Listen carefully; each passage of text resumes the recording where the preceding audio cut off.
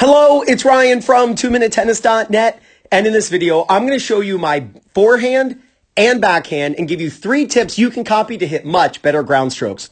All right, the first tip, when you take your racket back, take it all the way back behind you with the tip of the racket pointing up. You can see on both my forehand and backhand, I have rotated my body and the tip of the racket is up when it's in the back. This allows you to use gravity as you begin the downward swing to contact, and you let the racket go down and accelerate with gravity. It's like riding your bike downhill, right? You can drive a car and ride a bike faster downhill than uphill. So many players take the racket down right away, and then they lose gravity-assisted acceleration. So when you take your racket back on both your forehand and backhand, keep the tip of the racket pointing up. The second tip, when you drop the racket down, make sure that you close the face. You can see my racket on both the forehand and backhand are tilted. My strings are tilted. When your strings face down prior to hitting the ball, that means you can swing low to high with confidence, getting sufficient topspin. I see a lot of players in this scenario who I give lessons to and I say, hey, your racket's straight up and down.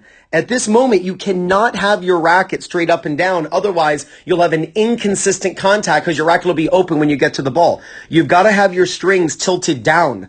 And you watch the best players in the world. This is what they do. They tilt their strings down. The red line is what I typically see recreational and club players doing. The green line is what you see the pros doing. So tilt your strings down. And the best way to do this is to film yourself shadow swinging slowly, making sure that you have these checkpoints. So keep the racket up on the way back and make sure you close the racket face prior to hitting.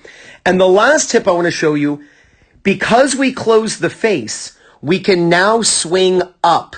We want to swing low to high, putting enough spin on that ball, right, to bring the ball back down into the court. So you can see I look very similar on my forehand and backhand finish. My hands are higher than head level. If I just draw a line across the top of my head, you can see that my hands are higher than that line.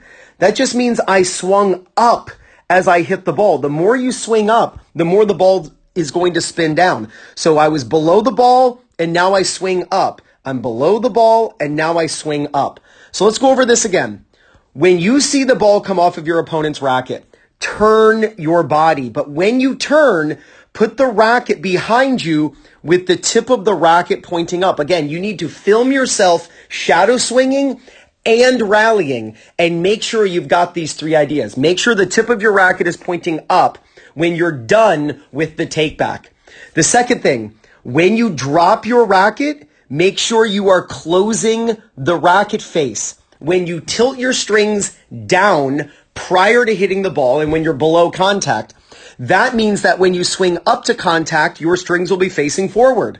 If your racket's straight up and down here, the racket's going to be wide open when you contact and the ball's going to go way out. Or you're going to have to roll the racket when you hit and it just makes you inconsistent. So close the face prior to contact. You'll be so much more consistent. And last, swing up with confidence. Finish way up, even if you feel like you're a golfer when you're done. That wouldn't be such a bad thing. Keep the tip of the racket up, close the racket face prior to contact, and swing low to high. And you'll gain confidence, win more matches, and play much better tennis. This is Ryan Reedy from 2minutetennis.net. You got this.